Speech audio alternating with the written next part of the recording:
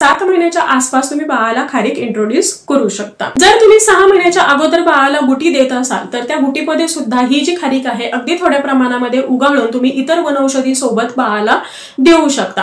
जर बाळाला ती व्यवस्थित डायजेस्ट होत असेल, बाळ हा व्यवस्थित खात असेल तर। अगदी छोट्याशा क्वांटिटीमध्ये जरी तुम्ही बाळाला देत असाल तर ते बाळासाठी खूप जास्त फायदेशीर ठरणार आहे। या खारकेमध्ये भरपूर प्रमाणामध्ये कॅल्शियम आहे, मॅग्नेशियम आहे आणि सगळ्यात महत्त्वाचं म्हणजे झिंक आहे।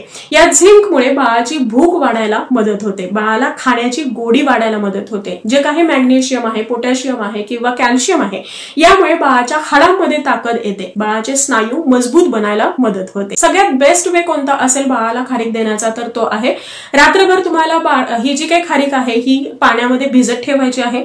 दुसऱ्या दिवशी मिक्सरमध्ये छान ही बारीक करायची आहे किंवा बाळाचा जो काही खाऊ आहे तर त्यामध्ये ऍड करायची आहे। खारीक ही सकाळच्या नाश्त्यामध्ये 12च्या अगोदर तुम्ही बाळाच्या आहारामध्ये